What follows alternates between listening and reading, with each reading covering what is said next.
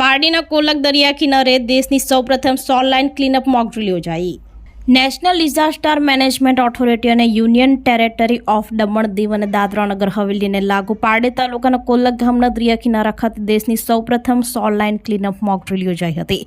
Mock ડ્રીલનો મુખ્ય હેતુ વિવિધ વિભાગો અને લોકોને એક પ્લેટફોર્મ પર લાવવાનો અને તેમની મુખ્ય ક્ષમતાને ઓળખવા, રાસાયણિક ઘટના માટે અસરકારક અને સંકલિત પ્રતિસાદ માટે સંસાધનો એકત્રિત કરવાનો છે।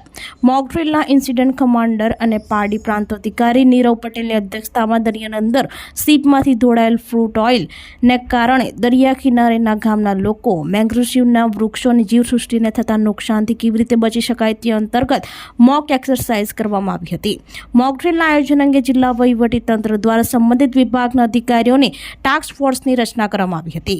મોક એક્સરસાઇઝ અંતર્ગત સૌપ્રથમ દરિયામાં ઓઇલ સ્પીલ થતા જીપીસીબી અને વહીવટીતંત્રને એલર્ટ કરવામાં આવ્યા હતા, જેથી ઇન્સિડન્ટ કમાન્ડરની આગેવાનીમાં જીપીસીબીની ટીમ દ્વારા દરિયા કિનારા ખાતેથી ઓઇલના સેમ્પલ લઈ તેની પ્રાથમિક તપાસ કરી ઓઇલને જોખમી જાહેર કરવામાં આવ્યું હતું, જેના કારણે દરિયા કિનારાથી 200 મીટરના વિસ્તારને હેઝાર્ડિયસ જાહેર કરી ફાયર વિભાગને ઘટના સ્થળે પહોંચવાની જાણ કરવામાં આવી। તરત જ લોકોના સ્થળાંતર કરવાની સૂચના આપવામાં આવી હતી। ફોરેસ્ટ વિભાગને પણ આ દરિયા કિનારાના મેંગ્રુવ વૃક્ષોની સાફ સફાઈ કરવા સૂચના આપતા મેંગ્રુવના વૃક્ષોની સાફ સફાઈ કરવામાં આવી હતી।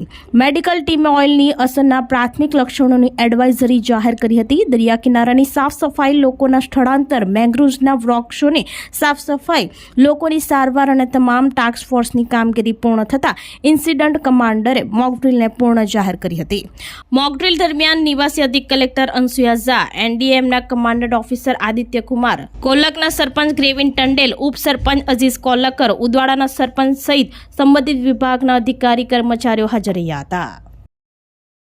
હું નીરવ પટેલ, ઇન્સિડન્ટ કમાન્ડર અને પ્રાંત અધિકારી પારડી।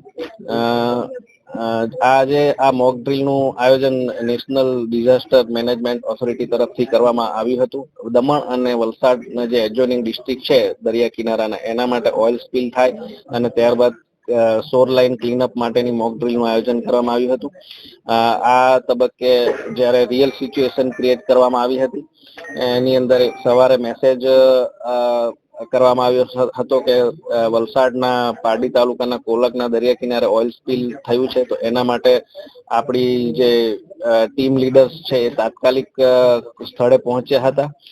ફાયર વિભાગ, પછી નગરપાલિકા, industrial safety and health, GPCB, તમામ જે ટીમ લીડર્સ છે પહોંચી ગયા હતા અને ત્યારબાદ સેમ્પલ કલેક્ટ કરીને હેઝાર્ડસ ઝોન ડિક્લેર કરવામાં આવ્યા હતા, લોકોને ઇવેક્યુએટ કરવામાં આવ્યા હતા। ડોક્ટર્સ અને હેલ્થની ટીમ પણ પહોંચી ગઈ હતી અને રેવન્યુ અને તમામ જિલ્લાના અધિકારીઓ અહીં પહોંચીને ઇવન રેસિડેન્ટ એડિશનલ કલેક્ટર સાહેબ અનસુયા ઝા મેડમ બી કામગીરી માટે આવ્યા હતા અને નેશનલ ડિઝાસ્ટર મેનેજમેન્ટ ઓથોરિટીના ડાયરેક્ટર સાહેબ પણ આવ્યા હતા। એ દરમિયાન મોક ડ્રીલનું રિયલ આયોજન કરવામાં આવ્યું હતું અને જે પણ જ્યારે રિયલ સિચ્યુએશન થાય ત્યારે શું ધ્યાન રાખવું જોઈએ એનું ઘણું બધું આ અધિકારીઓ અને અમને પણ એ જાણવા મળ્યું છે અને ટોટલ રિપોર્ટ કમ્પાઇલ કરીને જીએસડીએમએ અને નેશનલ ડિઝાસ્ટર મેનેજમેન્ટ ઓથોરિટીને સોંપવામાં આવશે। આપણી સંકલ્પ ન્યૂઝ ચેનલને સબસ્ક્રાઇબ અને લાઇક કરો, બેલ આઇકન દબાવો, જેથી આવનાર ન્યૂઝ અપડેટ્સની નોટિફિકેશન આપના મોબાઈલ પર સૌથી પહેલા પહોંચે। Like, subscribe and share the video.